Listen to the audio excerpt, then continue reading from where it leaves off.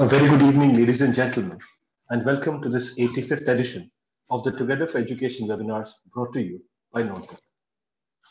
Month after month, for almost a year now, it has been our privilege to play host to some fantastic educators on a host of topics. We had started this out as a very simple move to help our educators get more hands-on with the new systems of learning that emerged once the lockdown started. The Zoom platform was quickly becoming popular, and we said, why not set up a series of webinars, which will last maybe for a month or so, while the teachers get more used to using this platform. Little did we know that almost a year later and 85 episodes later, we would still be welcoming you, and all of that credit goes to each one of you who have showered us with your love and appreciation over the last so many months. It's a very, very humbling experience for all of us here at Notebook. Today, we look at a very interesting topic. For the last few years, STEM education has been a buzzword in the education space. Science, technology, engineering, and mathematics had fueled a lot of products, a lot of development in the field of education. However, today we look at STEAM, where arts get added to that milieu. To start this thing off, let me introduce our first speaker today.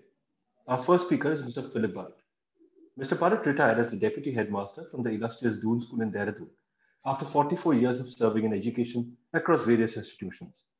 Mr. Barrett served the Doon School as Housemaster, Head of Department, Dean of Activities, Dean of Student Welfare, Deputy Headmaster, Second Master, and Acting Headmaster with great distinction. He also carried out a visioning exercise for the Doon School in the year 2011 through an in-depth study of a number of British public schools and various schools in the US. He also qualified as a leadership trainer at Wellington College, UK in the year 2000. He is also an athlete, an adventurer, and a naturalist. And we at Notebook are particularly privileged to have Mr. Barrett as a senior advisor on our panel of advisors. So, privileged to have you with us. Over to you. Thank you very much, Subayu, for that introduction. And a very good evening to everyone at Notebook, Achin, you, Abhishek, Meghna, as well as our esteemed panelists and the people who have tuned in over here.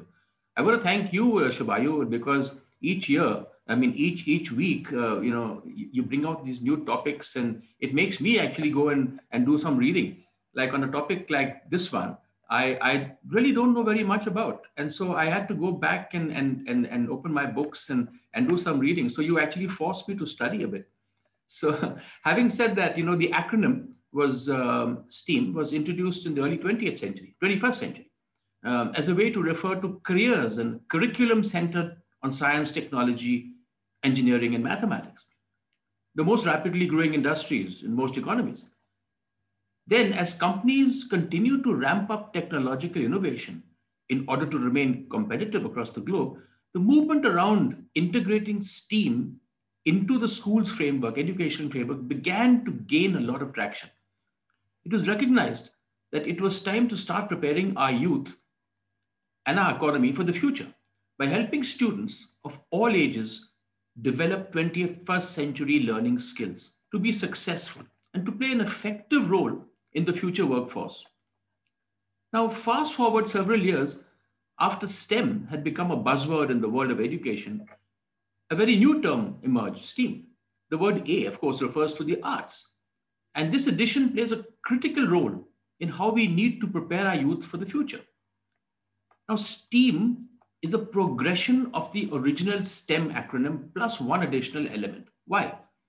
The integration of the arts into STEM learning has allowed educators to expand the benefits of hands-on education and collaboration in a variety of ways, promoting creativity and curiosity at the core.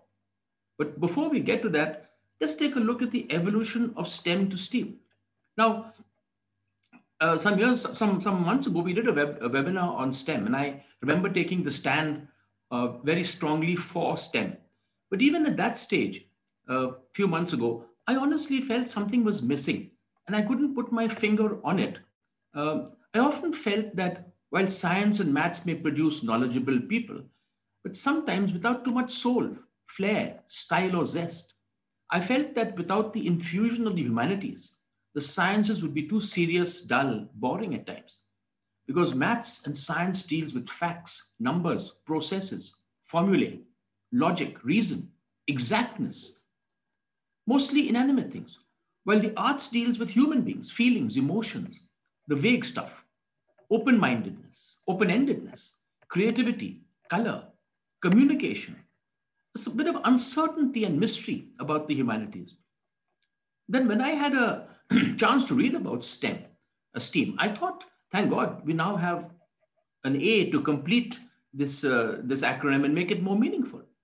And if you look at subjects, sciences, they develop your experimental, observational, inference skills. Maths develops logic and reasoning.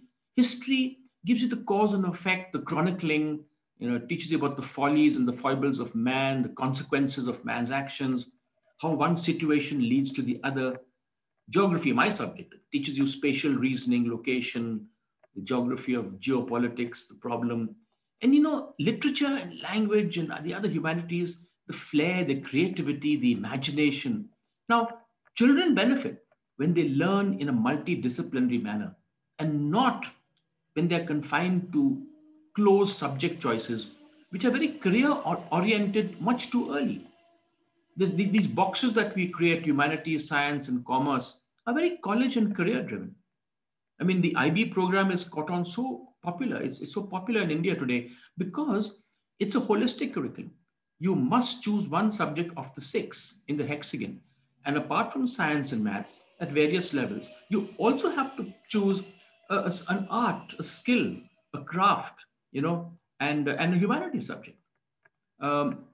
Actual learning in real life is not subjects and boxes, but an integration of a sort of flux where physics ends, maths begins, and where language begins, chemistry starts. And it's not easy to tell these distinctions. And the new educational policy also stresses on the need for students to be more flexible in choosing subjects and seeks to shift the focus from grades to learning by correlating subjects.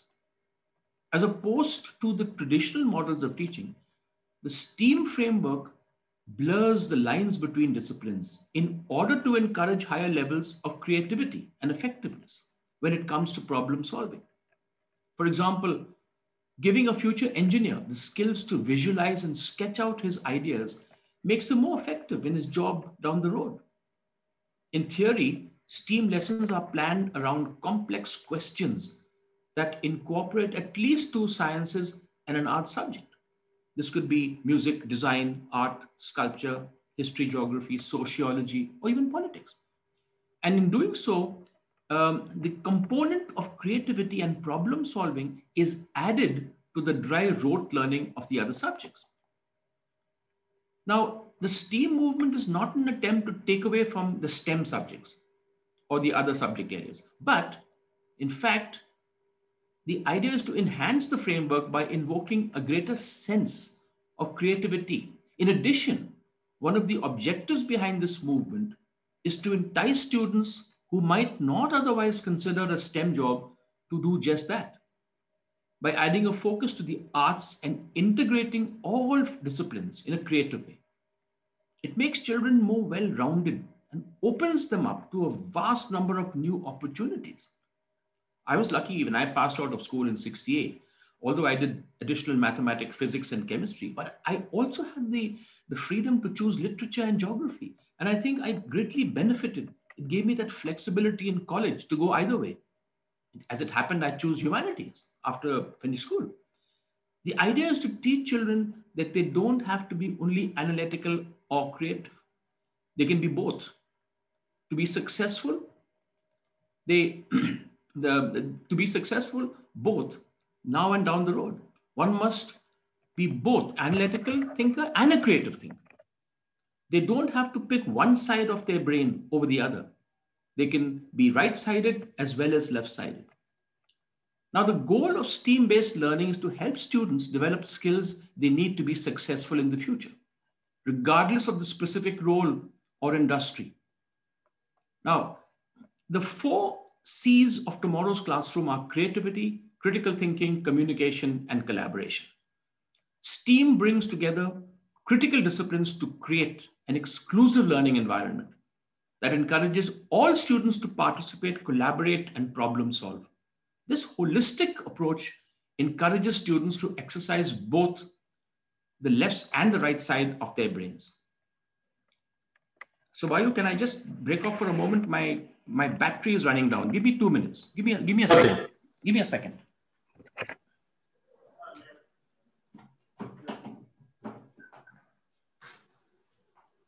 Sorry, Shubhayu. Sorry. No worries, sir. Apologies. I don't know whether they're still charging.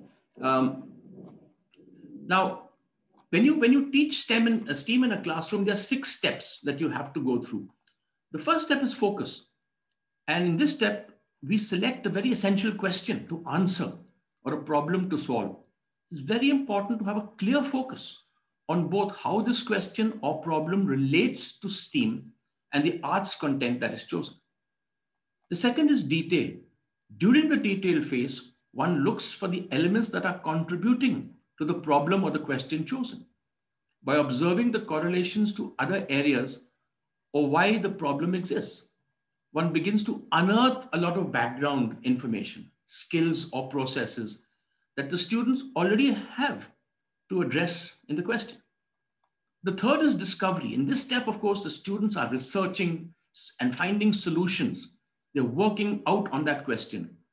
And as a teacher, one can use this stage to both analyze the grasp students have in a skill or process and to teach those skills as they go along. The fourth is application. This is where the fun happens. After the students have divided into a problem, the problem question, and have analyzed the solutions, they have to now start to think creatively and solve the problem. This is where they use their skills, processes, knowledge, and whatever they've been taught in the discovery stage. Then, of course, the presentation is very important. This is where whatever they've learned, they've got to share with others. In various ways, very artistic ways. They've got to share what they've learned. And of course, the last is the link. This is a step that closes the loop. Students have a chance to reflect on the feedback that they have shared and on their own processes and skills based on that reflection. Now, I want to end here by saying, what is the STEAM process?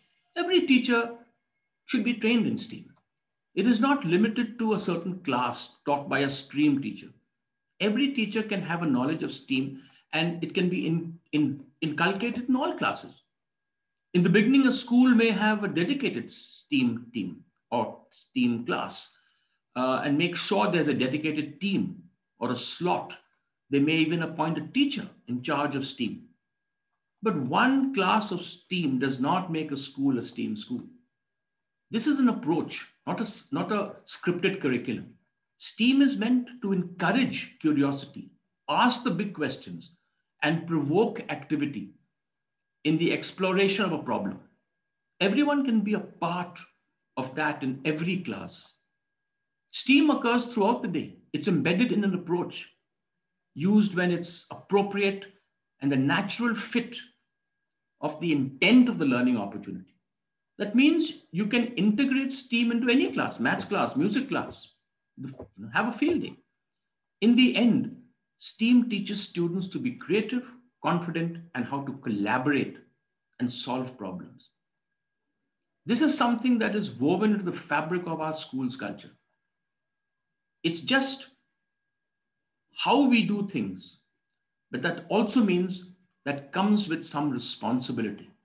And I think it's important that schools look at STEAM, use it in their classrooms, and teachers have to be, they've got to, imbibe the idea of STEAM and use it in all subjects.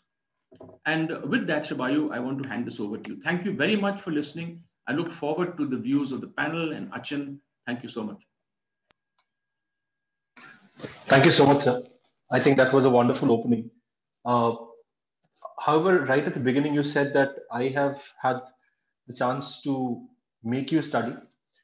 If anybody from your students are on this forum right now, I'm sure they're having a hearty laugh because you have made students do that for over 40 years. Well, on that note, we'll move on to our next speaker. Our next speaker is Achin Bhattacharya. Achin is the founder and CEO at Notebook. A chartered accountant by training, Achin was a director at Deloitte prior to starting Notebook. Achin has worked in India and abroad in various senior capacities in GE, PwC, KPMG, and Deloitte. He is a fellow of the ICAI and a member of CPA Australia. He is also the recipient of the prestigious Indian Achievers Award. Achin is an avid reader and a passionate traveler with keen interests in economics, history, literature, and philosophy. He is a regular speaker at various forums and chambers of commerce and also contributes articles to numerous publications regularly.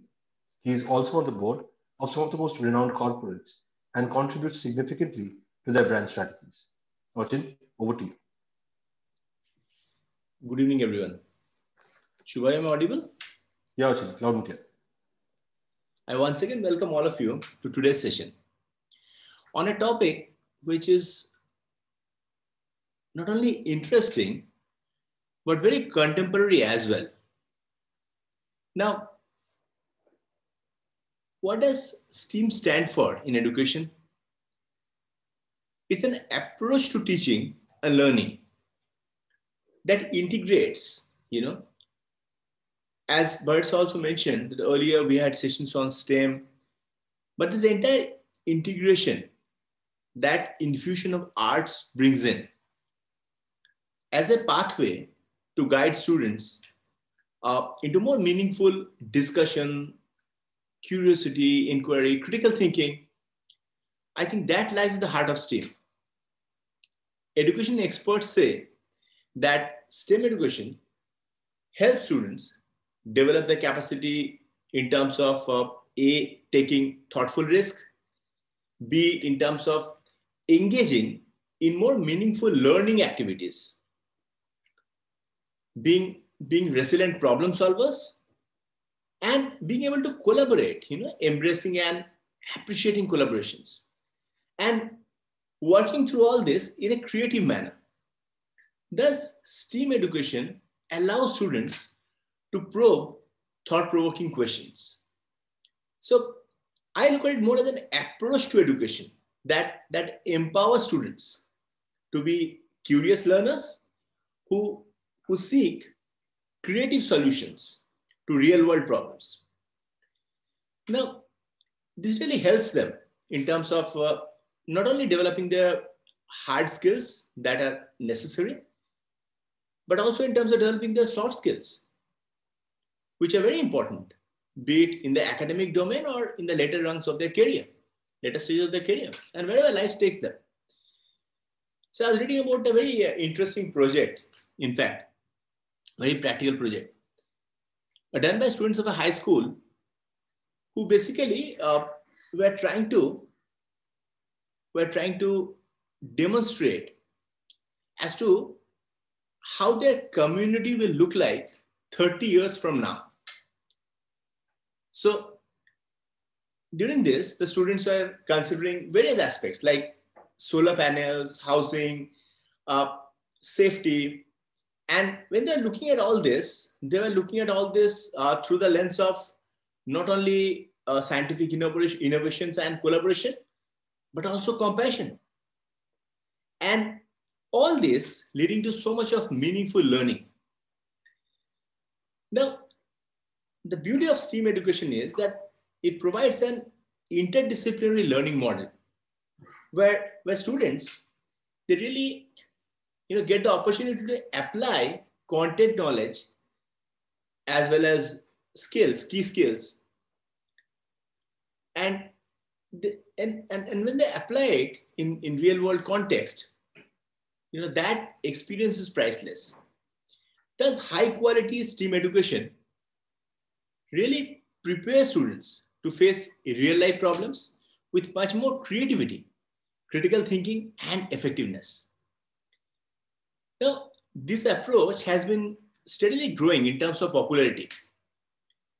So as I'm sure many of you, esteemed audience are aware that now there is even a National STEAM Day, which is celebrated in US on November 8th. So I just trying to understand that what is the background? Why did this come from? So, So there are some studies in early 2000. I'm just discussing this as a case study. Some early studies in early 2000, which revealed that US students were not achieving in STEM disciplines at the same rate as their peers in other parts of the world. And this report really predicted dire consequences if the country could not compete in global economy. Because the workforce, future workforce, they predicted, will be poorly prepared in terms of be it science, maths, technology, research, economic policy, education, and undoubtedly prosperity depended on it. There was a later study, and this was in early 2000. So the warning bells were already there, and the signals were visibly very apparent that yes, this is a huge challenge.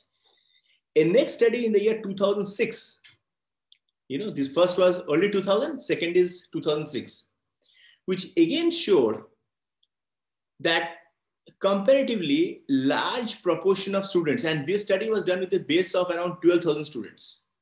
This showed that a large proportion of students underperformed in these subjects.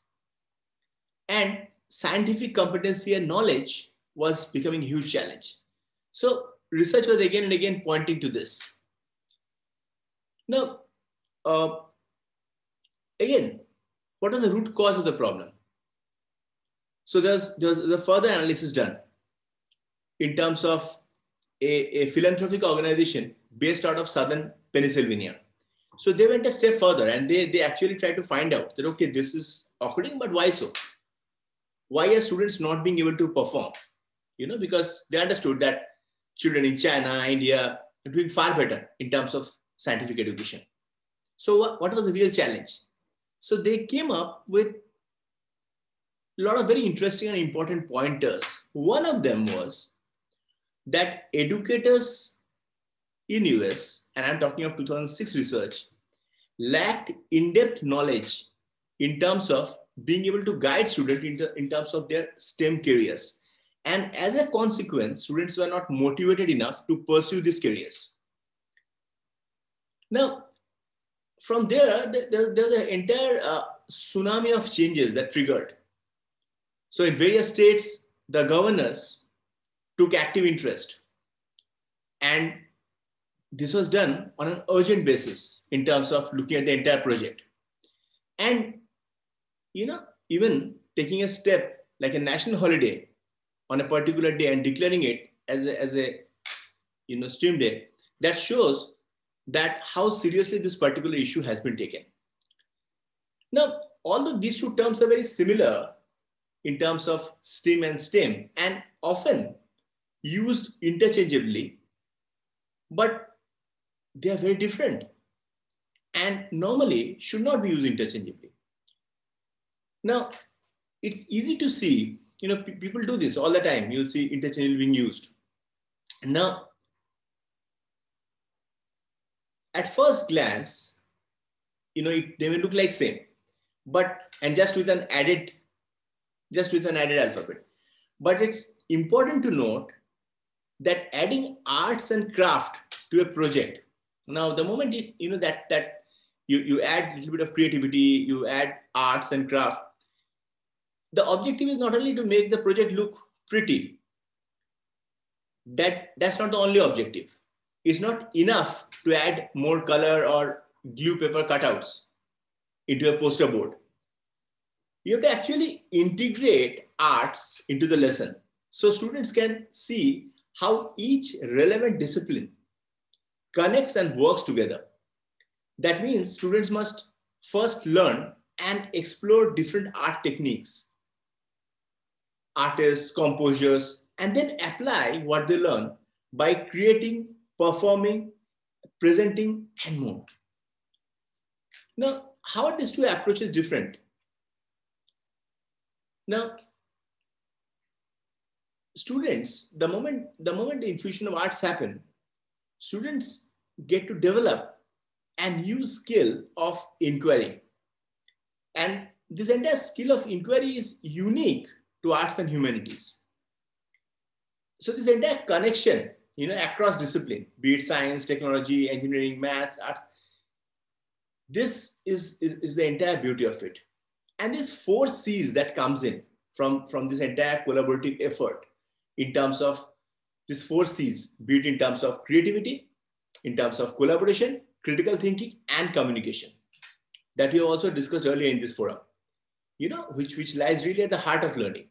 So creativity naturally comes in, collaboration with a collaborative effort, interdisciplinary effort, critical thinking, which is the most important element of learning for a child, and subsequently communication, putting your point across. So that is where the role of soft skills comes in, that we discussed earlier.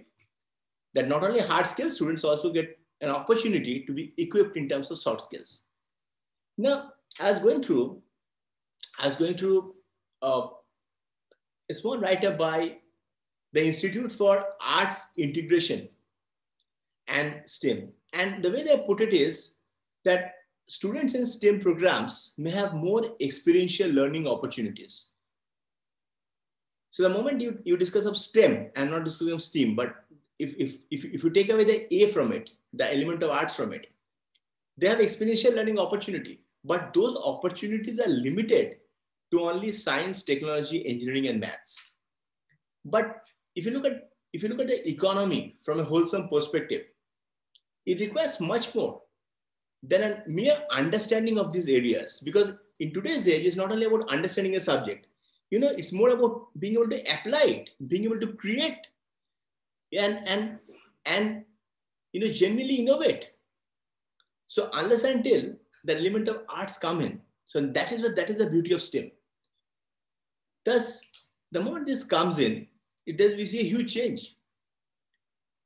And education experts indeed say that although science training provides a solid foundation of facts and basic science technique, it doesn't do a great job of examining how scientists foster creative and cross-disciplinary problem-solving skills. But the moment we allow our students to master the art of creative problem-solving, they learn how to preserve in the face of ambiguity and obstacle that life presents at each juncture. In fact, a lot of studies have shown that students who participate in creative programs, they display a lot of advanced thinking. They display know-how, enhanced self-awareness, social skills, which are very, very important, say, be it in terms of teamwork, communication, building confidence, autonomy, and motivation. And also the ability to build connections with the community, being able to integrate into any community. And that's why A in the word STEM is so vital. Integrating arts into STEM, which really allows students to master the skills, just now I discussed, that really supports their ability to succeed in future. It also allows students not only to engage with their learning, but in terms of being able to recall and retain the information they learn. Now, science always tells us that when a person learns a new concept, their brain creates neural pathways that helps the individual connect the concept to their personal experience. So we learn something, but the moment we learn something new, our brain tries to map it with our own personal experience. And when we give that person more access points to understand and comprehend the subject at hand, they are better able to recall and retain what they just now learned. Thus, the moment this integration happens, arts being integrated into STEM, it really creates another pathway for students to explore a single concept. So this was one aspect. Now, another thing is with regard to practical application and various other real life case studies. Of course, we have a very distinguished and experienced panel today, very esteemed panel today, and I'm sure they'll come up with a lot of thought-provoking deliberations on this. But just to very briefly touch upon this, coming to a few core components of STEM implementation, I think, and if I just pick up 4 components, first and foremost, being able to intentionally connect, standards, assessments, lessons that integrate science, technology, engineering, maths, and arts. Second, I think including multiple standards from these subjects in the lesson plan and assessment. Third, very important is being able to put inquiry, collaboration, and process-based learning at the heart of the curriculum.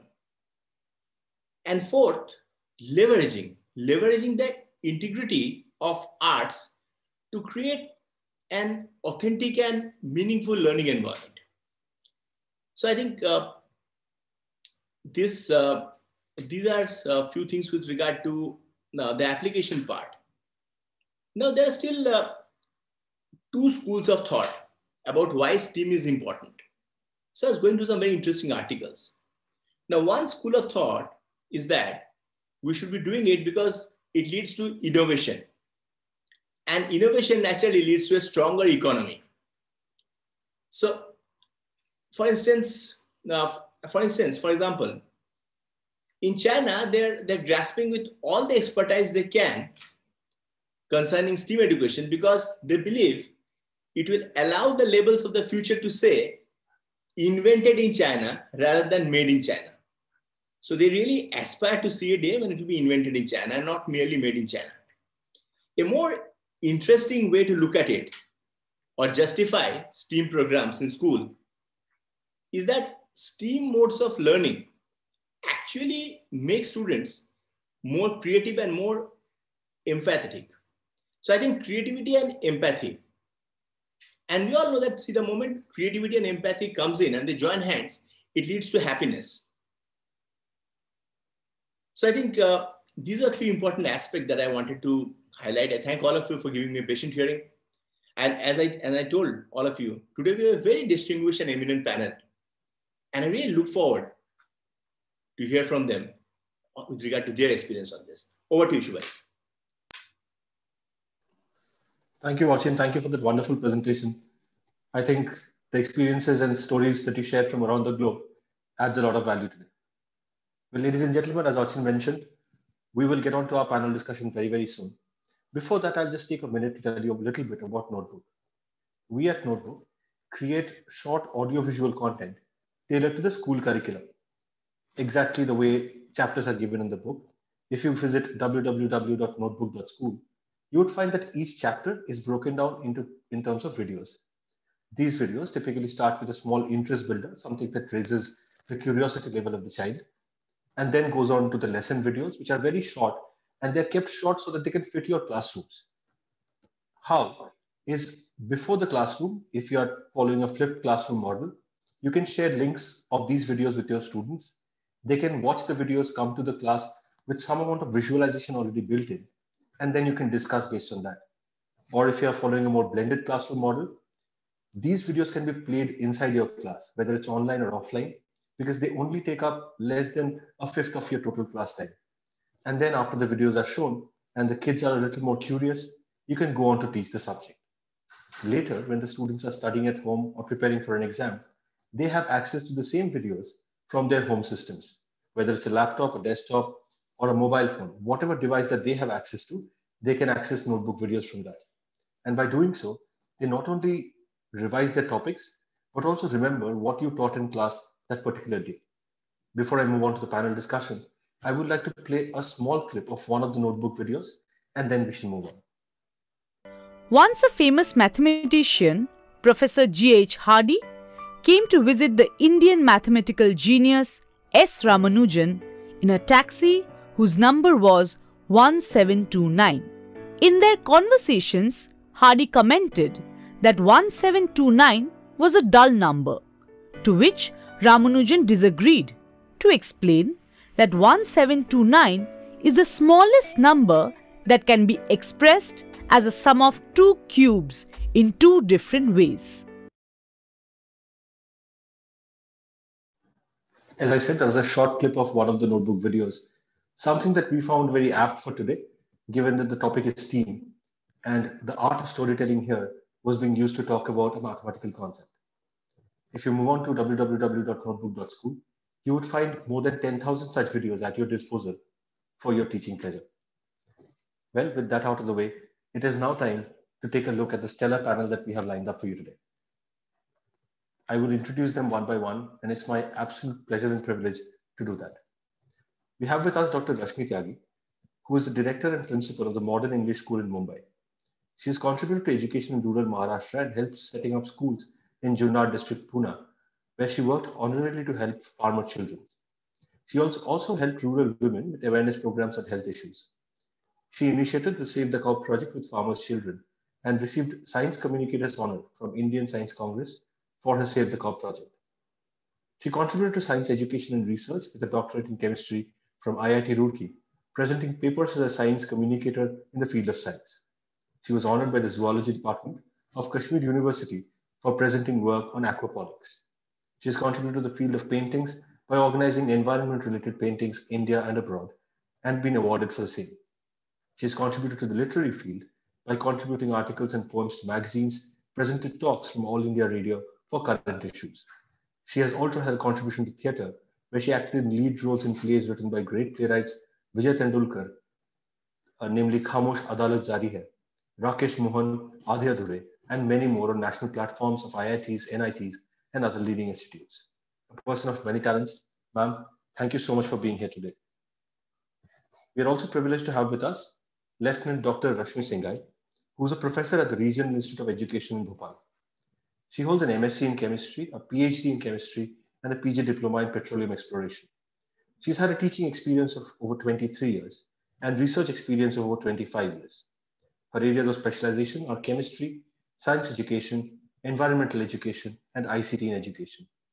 She has published over 60 research papers and completed 6 research projects. She developed 26 modules for the in-service training programs of Western region. She developed modules for diploma program in science education and has been the recipient of MP Young Scientist Award, the Women Scientist Award in an international conference, and a paper was published in international journal Elsevier. I hope I'm getting this right. Spectrochemica Acta Part A, nominated for Sir Harold Thompson Award. She also holds the rank of lieutenant in the Army wing of NCC Girls. Ma'am, absolute privilege to have you with us today. We also have with us Dr. Shilpa Jejurkar, who is the principal and CEO at Amber International School in Thane, Mumbai. She comes with a rich experience of 25 years in the field of education. With English and social science as a core subject, her career spans over a considerable period in various capacities with many milestones to her credit.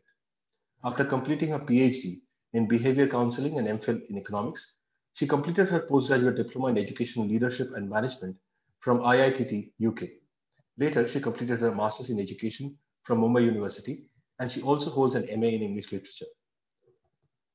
Dr. Jejurkar has imbibed love for the nation, respect for fellow beings, and empowering people around very early in life due to her family working in government services. Growing up with all these virtues, it was not a surprise that she chose teaching as a profession to reach out to the society and contribute towards education, which is meaningful. A staunch propagator of inclusive education, she has opened the doors to many children who are differently abled and is striving to bring them to the mainstream education. As an educationist, she believes in empowering the facilitators and creating a lineage that would benefit the future of our country. She has been awarded the prestigious Acharya Chanakya Shikshavid Samman 2020 by the organization Fun to Learn in association with Jammu Sahodaya for her remarkable achievement in the field of teaching. Considering the pandemic situation, the award function was conducted virtually, the biggest virtual felicitation ceremony in which 502 educators from India and abroad were felicitated. Apart from this award, she has been the recipient of an array of other awards, which include Green Educator Award at the Climate Conference, New York in September 2018, Innovative Principal Award at International School Awards, Dubai in December 2018. She's been the judge for 2018-19 Youth Multimedia Campaign by UNESCO USA, Education Icon Award by CED Foundation, Inspiring Educator of Maharashtra Award by Rock Sports, Community Icon Award by PWD Maharashtra, National Award for Senior Educators by NFAD Coimbatore, International Experiential Leader Award at Hua Hin, Thailand, IUEF Sri Shakti Samman Award for Excellence in Education in 2020, and Shatakshi Humans Award for extraordinary work in the field of education in January 2021. Ma'am, It's a privilege to have you, as it is to have each one of you.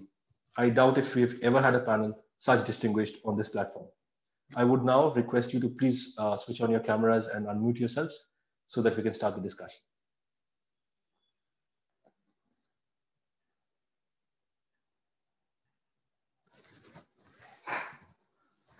Once again, thank you so much. Dr. Singhai, Dr. Tyagi, yeah. Dr. Singhai, I still don't have you on camera. I hope there's no technical issues.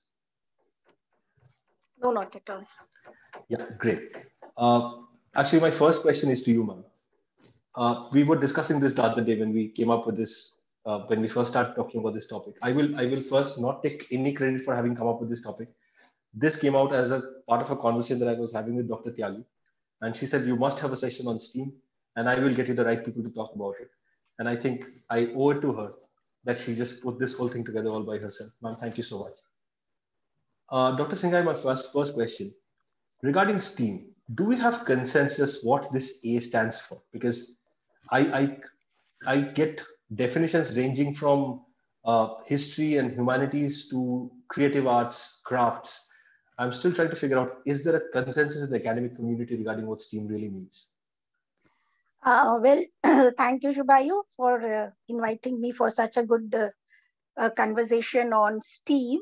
Well, this is really, I think so, a very confusing one for me also, because when we talk about A in STEAM, it represents both art as well as humanities. As Philip sir has very well said, it is art and humanities. And if you talk in terms of humanities, we have all the subjects pertaining to arts. And if I talk in terms of arts, we can talk in terms of liberal arts, we can talk in terms of visual arts, we can talk in terms of performing arts. So there are various arts which can be inculcated in the teaching learning process, whether it is science, whether it is technology, whether it is engineering, whether it is mathematics, or whether it is humanities. So this arts and humanities, they go hand in hand when we talk the term A in STEAM actually. Okay. Yes, ma'am. Interesting take there. Dr. Tyagi, do you agree with this? Do you agree with this particular definition?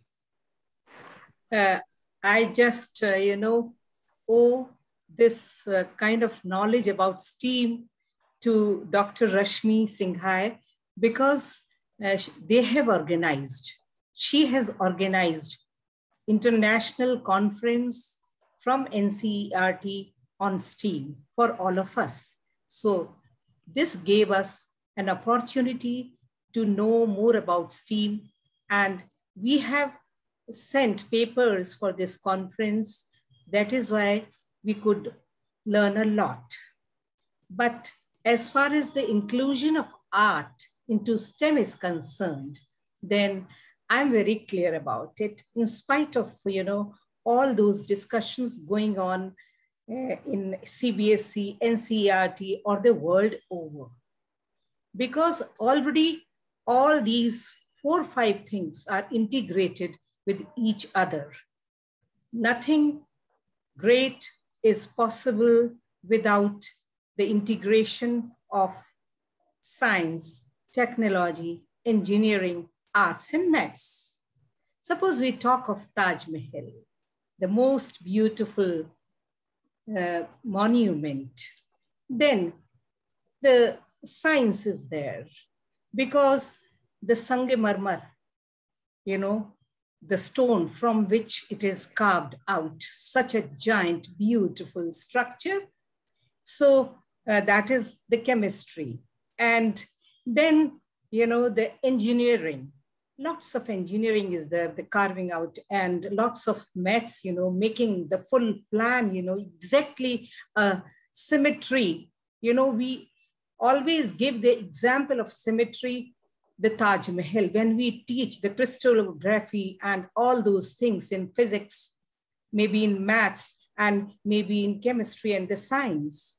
So the lots of symmetry is there, and then the plans and engineer. It is an engineered, monument, a building, and then the technology is there. So without the technology, maybe that was the traditional technology, not today's digital technology, but, carving out such beautiful, those windows, in Hindi we call it as kangure, and all that into its structure. And then the arts. So this is the art, integration, making such a beautiful monument having 4 minarets, and, in the center, this thing is there. And not only, the beauty, the art into it, but also, the stories behind it. So those stories and the history and all that, this is also, an art. And anybody can take so many pictures. They can paint it against the, full moon night. So I think lots of art is there. And as I told you, the maths was already there. And not only the Taj Mahal, but if we talk of a subject like physics, because, I started thinking about it. And in the physics, suppose we take a very good, interesting topic, that is sound. So when we talk of sound, then the whole steam is there, because in the sound, we call it as science. We have got Doppler's effect into it. And then we have got resonance. And then we have got the music. So when we make an instrument, lots of engineering is there, and lots of technology now have come into the music. The keyboards are there. And I've heard that the tabla playing, it is also going to be transformed into the keyboards. So in the music, all this is there, and the notes are there.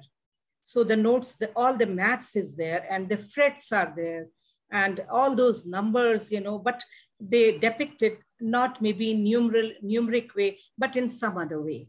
So in physics also, this is all STEAM, and we were doing it all the time. In past also, we were using it in teaching and learning, and we were using it in designing such big architectural, buildings all over the world. So how they were, it was an art, it was a design, and it was an engineering, and it was a science. So we cannot say that the art is not there. See, my view is different because I'm seeing it from a different point of view. But madam's view is correct, because she has to tell in a meeting to all the stakeholders that how you are going to integrate into arts, because arts is a subject, like a commerce is a subject. So the science is a subject in the universities. Am I right, Rashmi ma'am? Ma'am, you're absolutely right. But what I wanted to say was, I said that we have, you must have heard about AIL, that is Art Integrated Right. Learning. Okay. So this Art Integrated Learning, along with humanities as a subject, is to be inculcated when we talk about STEAM. Because when you talk about history, suppose I want to explain a concept about Akbar. I want to talk about his empire. I want to talk about the way he has invaded other countries, and he has taken up the entire, I think so, the entire invasion was being done by him, and he was the supremo at that time. So how am I going to explain the students? So I'll make them visualize. How am I going to make them visualize? I'll try to give a, I think so, I can give a, what to tell, I can give them a picture. I can ask them to do a drama regarding that. I can ask them to role play it. So these are the arts which can be incorporated in order to teach history. Suppose I talk about geography, humanities as a subject in geography. How am I going to integrate art into it? These beautiful mountains, if I want to talk about Himalayan ranges, if I want to talk about the valleys, if I want to talk about what is there exactly at the Arctic, Atlantic Ocean, what is there at the this one, if you go at the South Pole in Antarctica, how am I going to teach them? I can't take them to that place. So I will ask them to visualize. If I ask them to visualize, how am I going to ask them to visualize? I can show them pictures. I can show them certain things. Nowadays in virtual mode, we have done so much of in this pandemic that everything has become virtual, and we are trying to analyze, we are trying to visualize, we are trying to take everything into us and try to understand the concept behind what we want to teach them. So art integrated learning along with humanities. I mean that A stands for art integrated learning along with humanities. I do agree to you, ma'am. If it is arts, people, many of them, they love music. Music gives them some pleasure when they read. So music also can be incorporated in our teaching learning process. Suppose dance, many things, if you remember, in the past days, Katputliyon ka dance hua karta tha. So they used to say so many stories, so many histories regarding to that area, the culture, everything was been depicted with the help of those Katputlis. So this was also an art which has been inculcated in our teaching learning process. Now we take this as an innovative approach. This has become an innovation, right, isn't it? Now, if I talk about something, if you remember, ma'am, when we used to study, our teachers used to say, draw this. We used to draw, we used to cut, we used to measure. Suppose we have to draw a solar eclipse only. So in order to draw a moon and a sun, we have got to vary the sizes. So mathematics comes into it. So what you said was correct. This was being practiced in our past also when we were in our childhood or at our school at our schooling, everything was been taught, but the name STEAM has been given to it. Because at that time also everything was inculcated. Technology as in terms of digital wasn't there, but technology was still there. लकड़ियों के खिलौने हुआ करते थे. That also we used to play. That was also technology. That was also engineering. There was science into it. Until and unless you have those measurements, mathematics cannot be. Mathematics does not come into picture. If you want to make a simple toy also, in order to have the balance, science is essential. Mathematics is essential. This much area, this diameter, this should be the radius. So everywhere, whatever we have also learned, science has come. But now STEAM, as such, the name which has been given has given in order to introduce these new technologies. Like if you talk in terms of ICTs, we tell it is what to tell. I suppose I was hearing to Bhattacharya sir, he spoke about some videos which are being prepared and we send the videos to our students. Okay, this is flipped learning. What we used to do, we used to go to the class and everything was taught at then and there. Now what we are doing in this pandemic, we are sending them videos, we're sending them notes. So this is also a sort of innovation where this has been called as flipped learning. The name is being given as flipped learning. The teacher the students go through the videos, the student go through the notes which we have given to them. Then they come prepared to the class. Wherever they have the doubt, we start trying to clear their doubts. So NCF 2005 also talks about this one, learner's approach, or it is student centric. So whatever the students want, we are going to do, teacher acting as a facilitator. That's all. Now NEP 2020 talks about STEAM. NEP 2020 talks about experiential learning. NEP 2020 talks about innovative approaches. NEP 2020 talks about what to tell. NEP 2020 also talks about the 21st century skills, what we were talking about, the 4 C's. Philip sir also has mentioned about 4 C's, Bhattacharya sir also had mentioned about 4 C's. So 21st century skills are nothing but these 4 C's which are to be developed into our student, and I think so each and every student has got into it. What is the role of a teacher as a facilitator? We have got to just try to see those critical responses from the student by giving them a problem. When we have this problem solving approach, what do? We give them a problem, and after giving a problem, the student starts analyzing whether it is science. It with the help of technology also, he can think about it, he can analyze. And engineering is not only the subject. What about we talk about engineering is it also have art into it. Because if a civil engineer, if I talk about, when he designs a flyover, when he designs a metro, when he designs a tunnel, what does he do? He incorporates everything into it. Art is there, science is there, mathematics is there. technology of course is there. So it is not a new concept, ma'am, as you have very well said in the past also, when Shah Jahan had made this monument, the beautiful monument, which is one of the wonder of the world, Taj Mahal, did he know he's inculcating steam into it? No. And you made us realize, like when you had this conference for us, that STEAM, we have to bring it to the teaching learning system. Yes, ma'am. Teaching learning process has to come. This teaching learning process, why? Because, ma'am, teachers have now become too, I'm not, to all due respect to all the teachers, now we all are machine oriented because we have got this prescribed syllabus and we have got to complete this syllabus. This is the motive of a teacher. Why? Because if the result is poor, their increment is, I'm sorry to say this with all due respect to all the teachers, it is, I cannot blame them because they are also under pressure. They have got to do so many works along with this teaching learning. So STEAM is a very good example, a very good approach rather, where teacher can make the concept very clear, and it, I think so, lessens the burden of the teacher also. Why? Because suppose you gave a very beautiful example of sound. I can give a very good example of in biology, if I talk about ear. If I want to talk about the morphology of ear, sound comes into picture. I'm taking physics into picture. Then I'm talking about, when I'm talking about the morphology, I'm drawing it. So art integrated learning is coming into picture. If I want to show how the sound is traveling, how the waves are converting from sound waves, how it is reaching our brains, I use technology there. And if I talk about chemistry, until and unless there is a chemical inside it which strikes the eardrum, the sound has not been produced. You cannot hear to it. So everything is there. So the teacher, and the best part is the students are very, very, what to tell, interested in learning in this manner. Because of that rote learning, suppose I go and take a chalk and start writing on the board and saying them, I think so that type of teaching is now, students, they do not appreciate.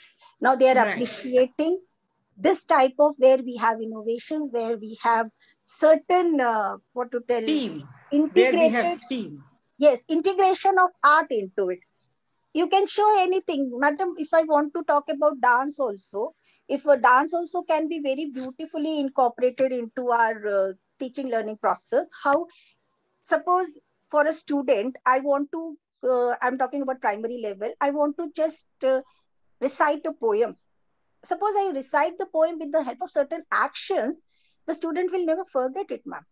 You just see right. The tal is there, you know. Yes, tal is there. And when one visualizes, there is a Chinese proverb, I'm not getting it exactly right now. When you see, you learn more. You never forget. Right. Isn't it? So when I visualize something, when I see with a naked eye in a real world situation, participate. Yeah. When I participate with the actions into it. Yes, so lots of emotions and, first-hand experience, experiential learning will take place. Experiential learning is a part of NEP 2020, ma'am. Now it has to be observed. It has to be observed in our teaching learning process. And learning by doing is always very wonderful, very interesting. And I think so, learning by doing, whenever we do, ma'am, we never forget. Because if I talk in terms of practicals, also when we perform certain practicals, we never forget. That's right. That is true. And now, sir, from STEAM, it has become STREAM. Now we have a new concept, STREAM, where R is being introduced. What is R? STEM to STEAM, STEAM to STREAM. R is reading, sir. Now. R stands for reading. No, I was thinking that the commerce. Yeah. I was thinking that the commerce group is feeling left out, so you have included revenue. Revenue. Yeah, that is also equally important. And I think both the rays of knowledge, both Rashmi ma'ams have already introduced and set the stage for STEAM education. And as an academician, I'll now put in my views. What I have as a principal also, you are handling the teachers, and the whole school's learning process. Yeah, so I will talk about the perspective of parents towards this particular topic. When I talk about STEAM education with my parents, the first impression what I get from the parents is, my child is not at all good in science. So मुझे पढ़ना ही नहीं है STEAM. मेरा बच्चा science में अच्छा नहीं है, मेरा बच्चा मैथ्स में अच्छा नहीं है, तो उसको ये STEAM एजुकेशन की जरूरत ही क्या है? So everything starts from there, and then I have to start from the scratch, saying that India का जो base है, that itself is on the basis of art. हम लोग ने art के हिसाब से, art is the base, and from there we have started our education. Entire our education system is based on art. If you see mythology, everything starts from, you know, with a very beautiful. India is known for art. You know, we started learning what language we were using by looking at the cave paintings which were drawn in Bhimbetka. Even agriculture is an art. You know, everywhere art is there, and art is not only music, not only dance, it's not only drawing, it's not only performing arts, it's much beyond that. So I give them, you know, I explain there is a interplay between science and arts together. I'll give you an example of myself. When I was a very good student academically, I used to get good marks. You know, science, I used to get full marks. Even in mathematics, I used to get full marks. But when it used to come to draw diagrams in the science journal, I used to hunt for my friends and I used to bargain. You take my journal and write the content and please draw the diagrams and give it back to me. So I was very, very poor, and I'm really very poor in drawing. But certainly, you know, and towards the when I grew up, then I understood that drawing is also equally important. And then for my kids, I made it a point that they should learn how to draw also.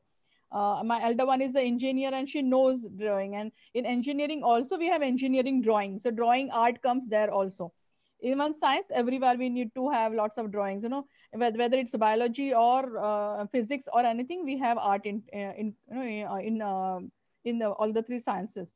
So apart from that, also I feel art is not just performing arts or this, but it is also a skill. It is also how you communicate with each other. That is also a skill.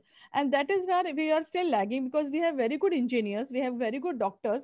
But when it comes to putting or describing anything, or if I make a very good project, I am not able to portray how I have made it, and I'm not able to communicate to the market that yes, I have made something. Means I'm a very good entrepreneur, but I'm not able to market myself because I don't have the communication skill.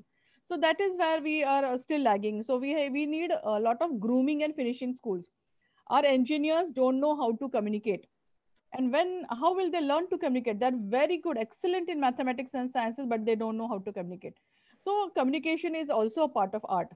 So when I tell all these things, that see, everything is interrelated. Science is interrelated with technology, engineering, mathematics, art. Even now revenue also comes into that's because if revenue is not there, then all this STEAM will also not work. So yes, obviously, ma'am, R is again a revenue, what Subhayu has suggested. So money is required everywhere. So economics is again a part of E, is again economics. So economics is also a very important role. It plays an important role here. Now, apart from this, also when I went to Finland, what I saw, as we all know, Finland education system is the topmost education system. We have also derived some points from Finland education system. What I observed there is children as young as grade 1 or 2 were preparing their own soft toys, and they were also exposed to metallurgy. So they are doing some fine arts or fine things which we here in India don't allow our children to do. We don't allow our children to hold a needle with a fear that chup jayega. No, that is the first thing. The moment the child holds a needle, the mother will say, "Don't hold it, no, because you will get hurt yourself." Or you don't hold the knife because you will cut yourself. But why don't we teach them how to handle a needle? Why don't we teach our children how to handle a knife without hurting yourself? How to make use of that tool? So that is what, when I asked the principal over there, Pekka, that Pekka, why do you expose children to such all things in a very young age? Though he said education is actually meant to remove the fear from the mind of the child. But whereas what we are doing is we are putting fear into the mind of the child. The moment the child is born, the word which he or she hears for a long number of times is no. Don't do this. No, don't cry. So the first word the child hears as soon as the baby is born is no, no, beta, don't cry. So no starts and then it ends also with a no. And then negativity comes in so much that if the child voluntarily wants to do something also, he will think of the negative side of it first rather than the positive side. So this is what is very important. You know, we need to expose our children to a lot of other things without making them divert their attention. We have to again tell them the negativities and the positivities of both the things, of the thing whatever we want to involve. So I talk to my parents in this way, and again my teachers also will question me, ma'am, how are we going to teach them? So again, with the parents, teachers equally have to be trained. And how to train the teachers, that is again, I think Dr. Rashmi ma'am's lookout now, because she is into NCERT. She'll suggest us ways on how we will train our teachers to teach STEAM education, STEAM technology in the school. Ma'am, if I can quickly take one point before we get to the teachers training, but a bit of it. You briefly touched upon the point of parents, right? In my experience, and this is very limited experience of parents that I personally know, while it's good to have STEAM, while it's good to have holistic learning, it seems that by and large, the focus is still on creating engineers and doctors. Those still are the most coveted professions, so to say.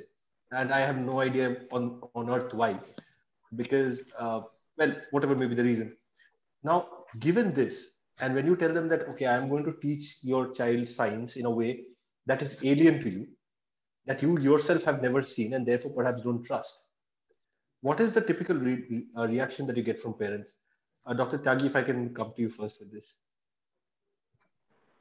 I think first, whatever you are saying, like we want our children to become engineers and doctors, and 12th standard, they are preparing for IITs, NITs, and medical colleges. So I don't know in the future what we are going to say about that, because the children who are studying in KG or first standard right now, maybe second and third standard, nobody has any idea that what kind of employment will be there for them. And that is for very simple reason, the STEAM, because the robotics has come into, artificial intelligence has come into play. And that is the lots of, you can say, automation will take place.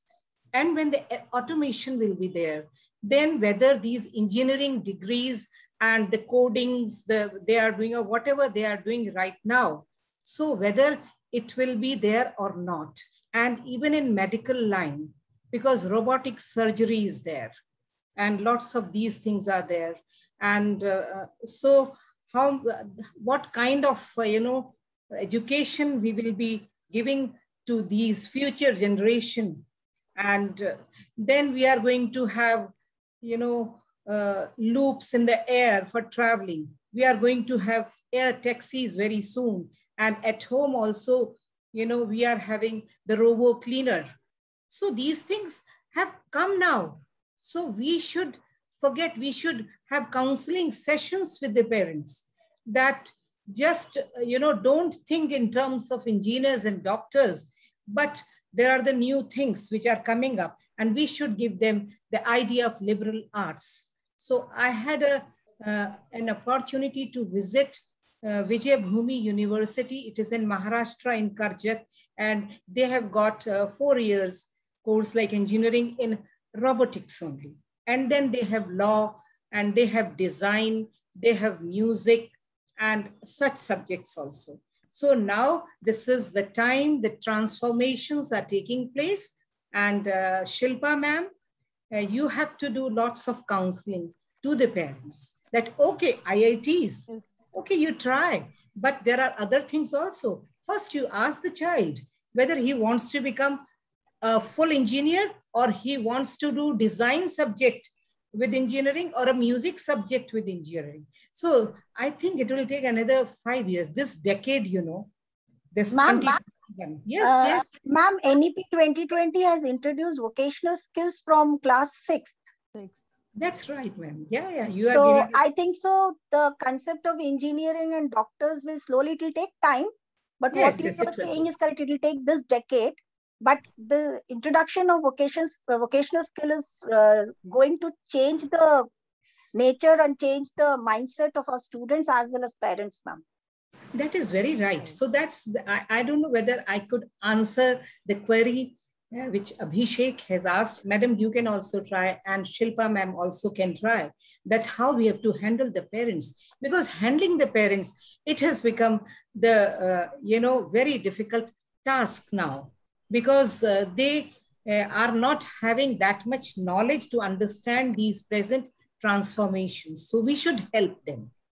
because they are pressurizing their children to choose maybe engineering, maybe medical, and maybe something else. But they are not giving opportunity to the student to choose the, a career, future career for them. So I think these types of TED Talks we should have. It will be very difficult to handle the parents, and Shilpa knows better.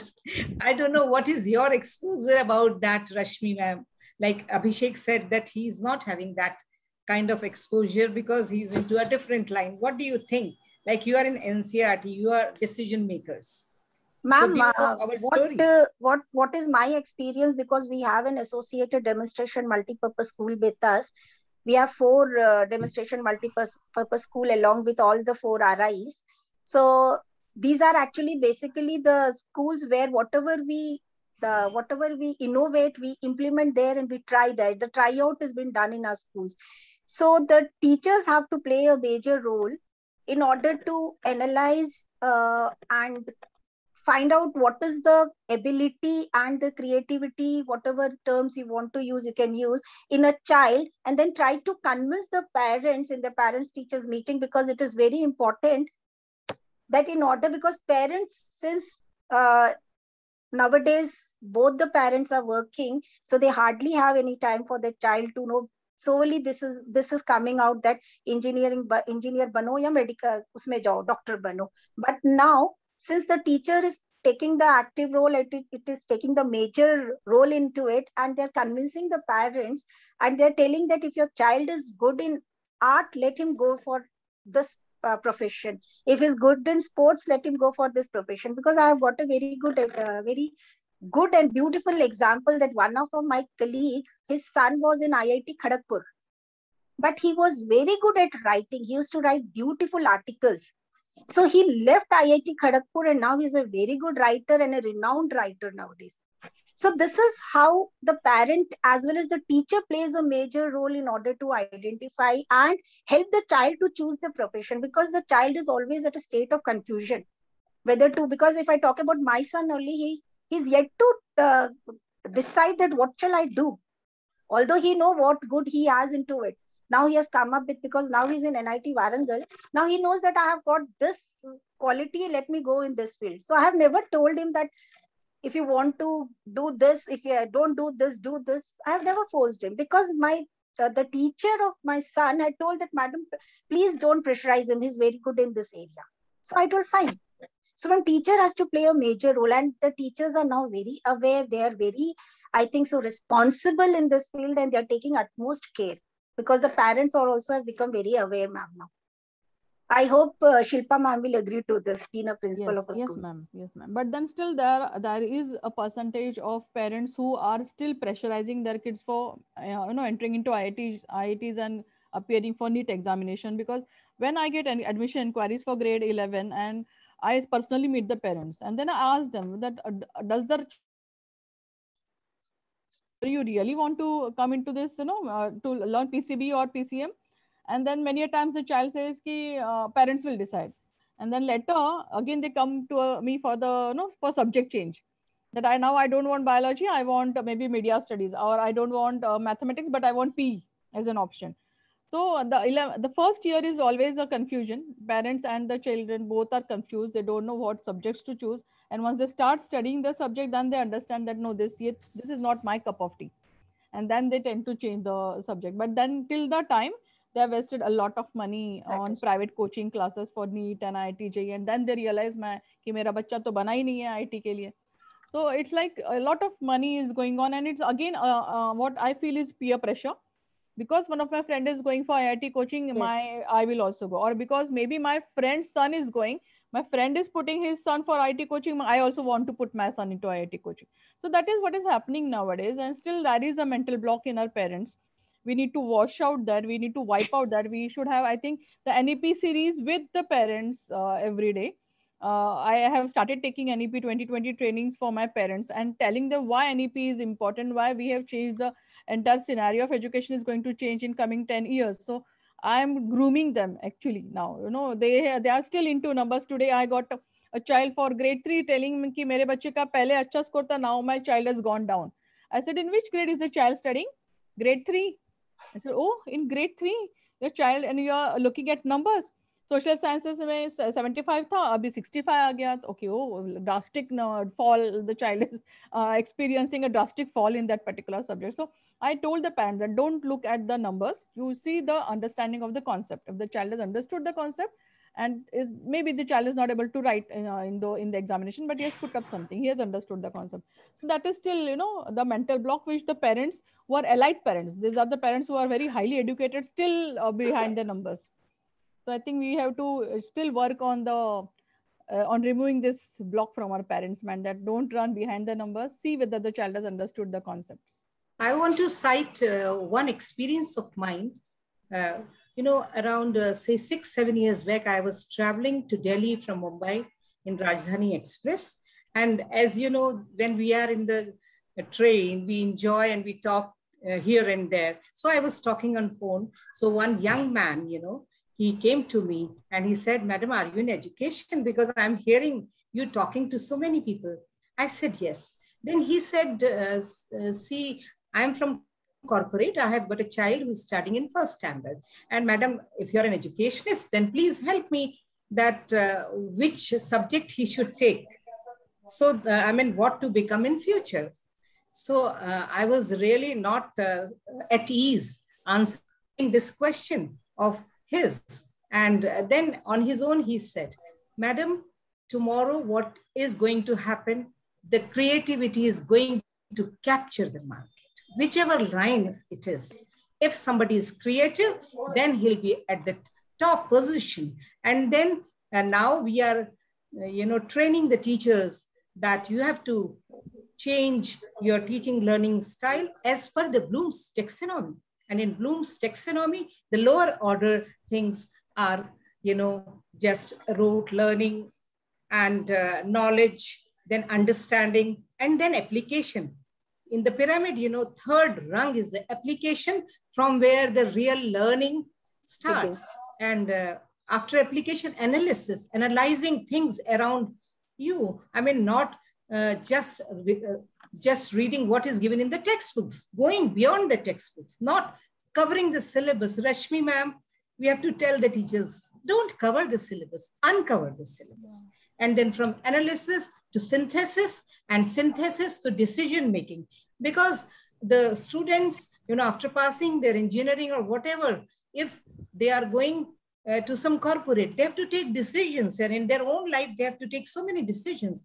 And the one who can do the creativity, designing the aeroplanes, designing the cars, designing the big buildings, and creating the things that, so now we should tell the parents, whichever line it is, even it is entertainment, let them be creative.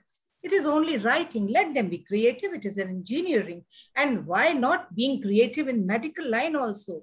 Because they are finding, so many, for a disease, the medicines. And now see, in medical line, the vaccine for the virus, vaccine for the COVID. So everywhere the creativity is required.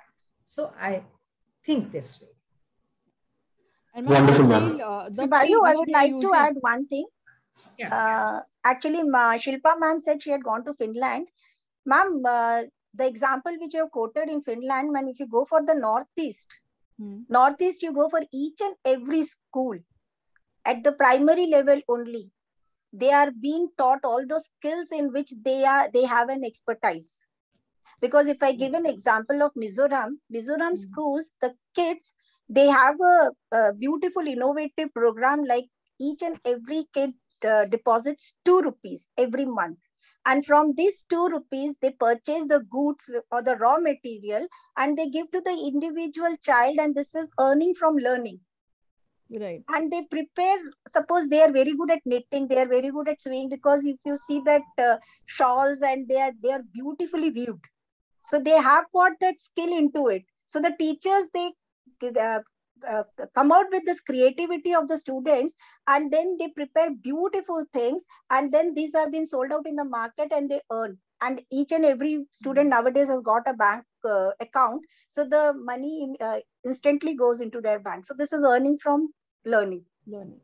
Very so, good. This was a beautiful concept. Yeah. Scout and guide, Khari Kamai they used to have. My daughter. Even we used to have in our. Yeah, you are from the same school as my daughter, Shilpa. And ma'am, So I think that T in STEAM, it should not be only technology, it should also be traveling, because we learn a lot through travel. Yes. Right. We can interchange very big industry. The letters as per the requirement. So I think we can groom our children towards the travel industry also. Travel and entertainment industry is also a huge industry nowadays. So, and poetry. So we should have more such, instead of just technology, we should also add travel, something more. Can be entertainment also. With engineering, it should be entertainment also.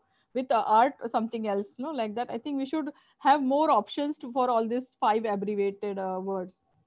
So, and then we will try to involve a lot of other students. Then there are again students who are not good in numeracy, literacy. So let them learn some other skills. Yes. So that is, as Achan said, that new pathways. Yes. So this is what Shilpa is telling. Yes. Right. NEP 2020 has given a number of scopes for it. Yes. Lot of liberty and lot of addition we can do. Lot of skill-based subjects can be introduced. So looking forward to NEP 2020. We will be doing lots of wonders using this. Yes, and that is true. Again, with the help of RIEs and NCRTs also, I think we will make a lot of changes in the education system. Ma'am, education is going to change. It is going to have a... Madam, it has changed. I say that a transformation has taken place. Yes, but we are not accepting that, because it has come, in such a way that it has already happened. This is what is my feeling. And I was saying this before this COVID also, that it has transformed, but we have not accepted it. And I don't know for what reasons, unless and until the results will come, like, change will be there for everybody, in the parents and in everything, then only they will realize it has come. Wonderful. I will, because of paucity of time, I'll have to go on to the last question. Do you think technology, in terms of access to digital learning, plays a role in what will make STEAM a reality? Dr. Jejurkar, if I may start with you first. I think we can make it a reality very well, because we've already started the groundwork. We all educationists, we all academicians, with a lot of research from both ma'ams. I think we have already set the ground. What we have to work more is, again, as I told you, working on the parents' thinking, the way they should start thinking towards their children's career. Children are very well, we can groom them so well with STEM education. Lots of things can happen. We have already started putting in. We have in my school, I have already introduced a lot of skill-based subjects which CBSE is offering. We have started with banking and insurance. We have started with media studies. We have also started with AI from grade 6. Plus, we will also be starting with coding, robotics. Along with that, performing arts is always part of our timetable. Dance and music was always there. So I think we have already set the ground, and we are already working towards it. I think 50% of what we have already achieved. Now, what we have to bring in is the basic skills which we still require, because India is still lagging behind. We have just 2% of our population which has always knows some or the other skill, as compared to North Korea, where 60% of its population is a skilled population. So we need to go towards that, where in China we see young children at the age of 1 and 2 assembling the mobile phones, wherein in our country they play very well on the smartphones, but they don't know how to assemble it. So I think skill is what is very important, and children are very smart nowadays. We don't know the functions of the mobile phone, but they know much better. And what we have observed in this online education was they were teaching the teachers how to unmute, how to mute, how to stop the discussion in the chat box. It was the children who were telling the teachers how to use the platform, the Zoom platform or any other platform. So they are way too smart. They were very far ahead than us, and we have to just groom them. And it is, I think, possible with all our help. Yeah. Wonderful, ma'am. Thank you.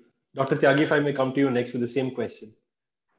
I think along with this digitalization and all that, we should not forget what, God has given us.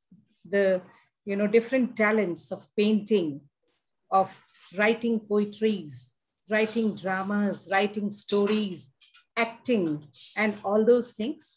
And if we remember that in Sanskrit, in our ancient education, so many shlokas are there.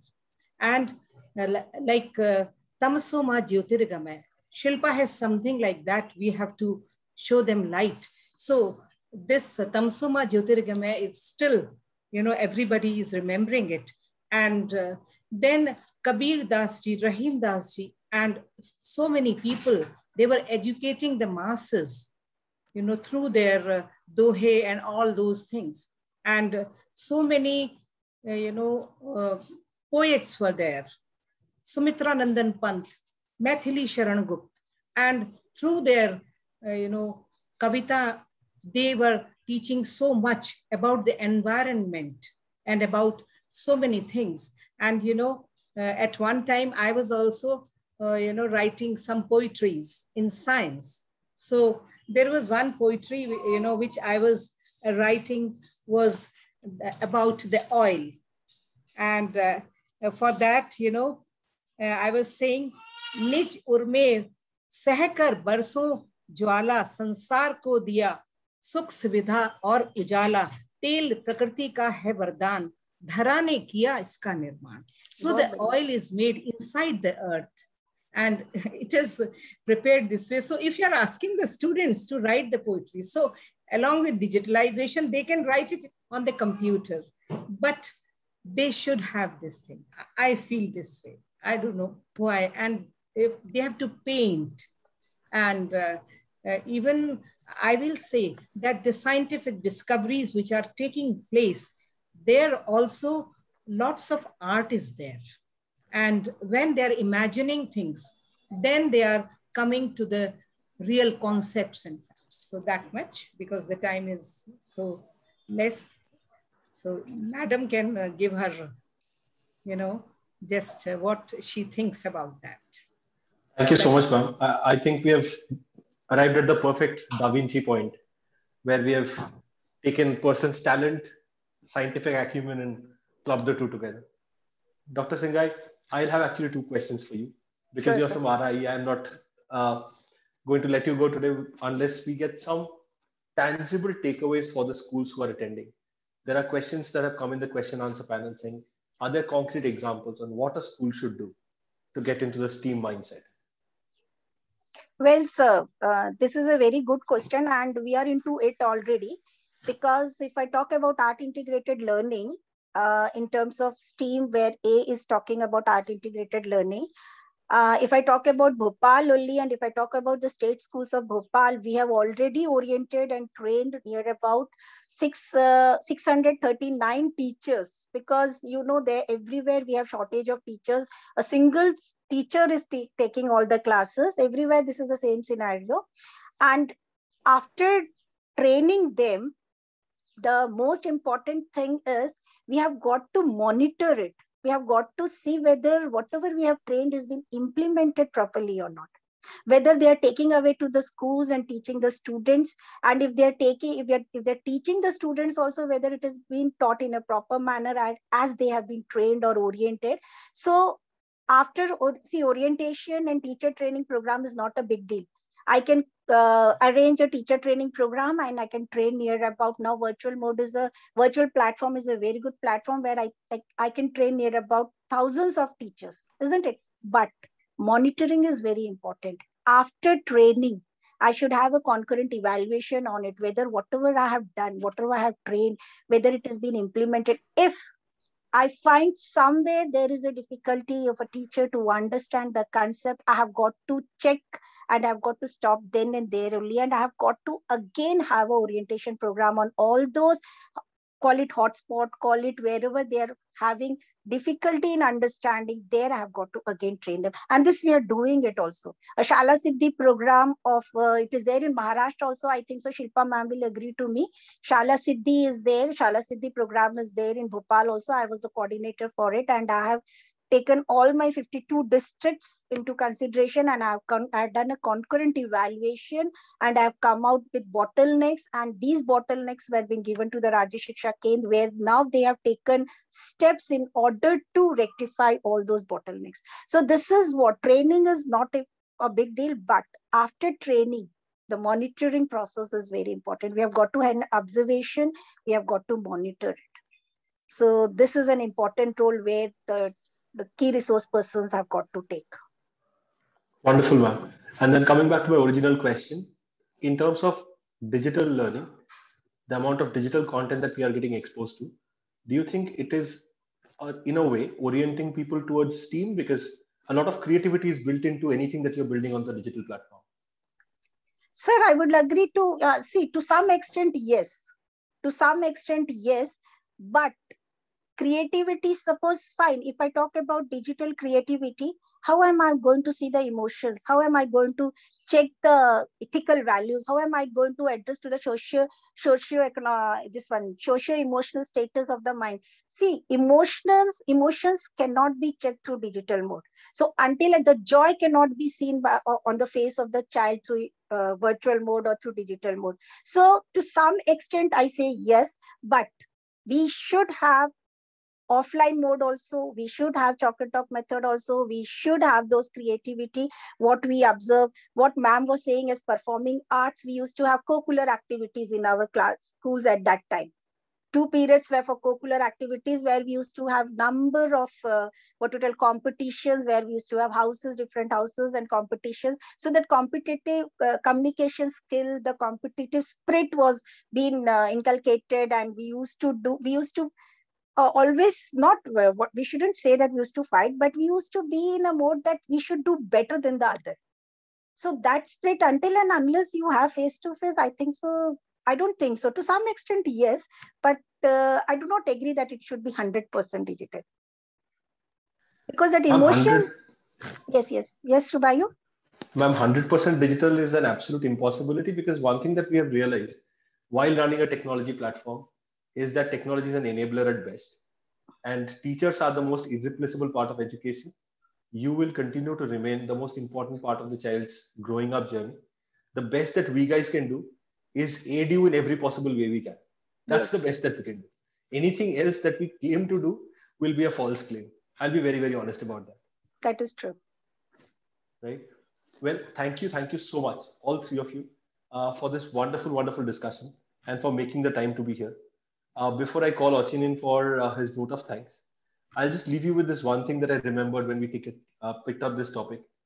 During my MBA days, we had a professor who had been taught at Harvard, and he was telling us about what is the difference between science and art. Right? It started with the question: is management a science or an art? And this definition will stay with me for a lifetime. He said science is finding similarities in different things.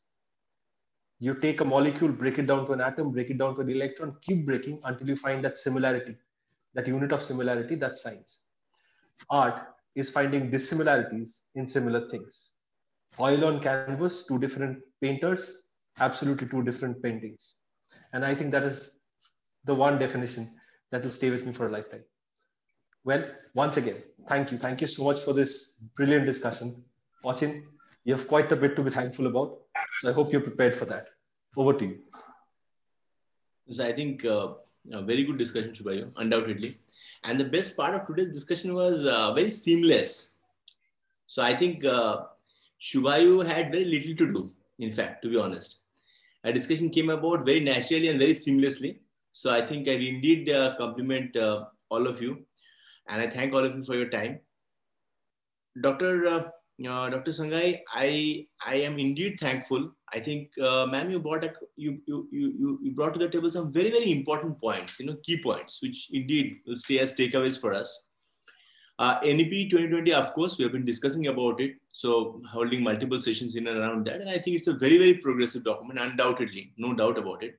It's a step in the right direction.